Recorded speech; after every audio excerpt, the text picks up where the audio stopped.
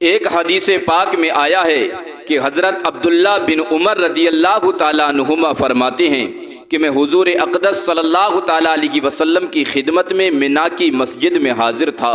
کہ دو شخص، ایک انصاری اور ایک ثقفی حاضر خدمت ہوئے اور سلام کے بعد عرض کیا کہ حضور ہم کچھ دریافت کرنے آئے ہیں۔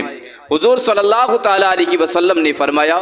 کہ تمہارا دل چاہے تو تم دریافت کر لو، اور تم کہو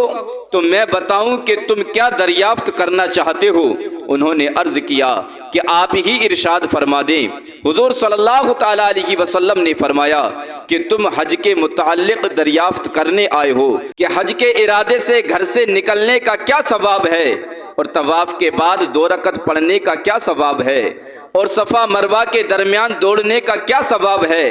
اور عرفات پر ٹھہرنے اور شیطانوں کو کنکریاں مارنے کا کیا ثواب ہے، اور قربانی کرنے کا کیا ثواب ہے، اور خانہ کعبہ کی زیارت کرنے کا کیا ثواب ہے؟ انہوں نے عرض کیا کہ اس پاک ذات کی قسم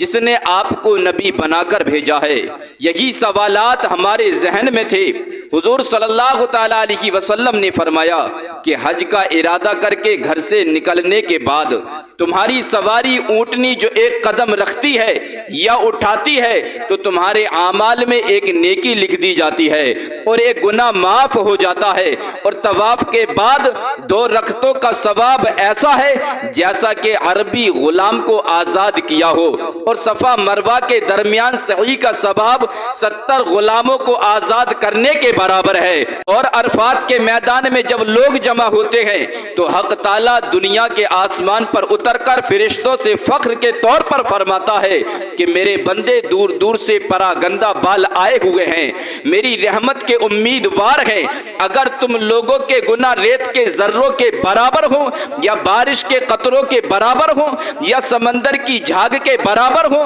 تب بھی میں نے معاف کر دیے۔ میرے بندے جاؤ، بخشے بخشائے چلے جاؤ، تمہارے بھی گناہ معاف ہیں، اور جن کی تم سفارش کرو ان کے بھی گناہ معاف ہیں۔ اس کے بعد حضور اقدس صلی اللہ تعالیٰ علیہ وسلم نے فرمایا کہ شیطانوں کو کنکریاں مارنے کا حال یہ ہے کہ ہر کنکری کے بدلے ایک بڑا گناہ جو ہلاک کر دینے والا ہو معاف ہوتا ہے، اور قربانی کا بدلہ اللہ تعالیٰ کے یہاں تمہارے لیے ذخیرہ ہے، اور احرام کھولنے کے وقت سر منڈانے میں ہر بال کے بدلے میں ایک نیکی ہے اور ایک گناہ معاف ہوتا ہے۔ اس سب کے بعد جب آدمی طواف زیارت کرتا ہے تو ایسے حال میں طواف کرتا ہے کہ اس پر کوئی گناہ نہیں ہوتا، اور ایک فرشتہ منڈوں کے درمیان ہاتھ رکھ کر کہتا ہے کہ آئندہ از سرے نو اعمال کر، تیرے پچھلے سب گناہ تو معاف ہو چکے۔ یہی وہ علم ہے، علم لدنی جس کو کہتے ہیں، یہی وہ غیب علم غیب سنی جس کو کہتے ہیں۔ حضرت سیدنا ابو ہریرہ رضی اللہ تعالیٰ عنہ سے روایت ہے کہ حضور علیہ السلام نے ارشاد فرمایا، ایک عمرہ دوسرے عمرے تک گناہوں کا کفارہ ہے۔ فرض نماز کے بارے میں بھی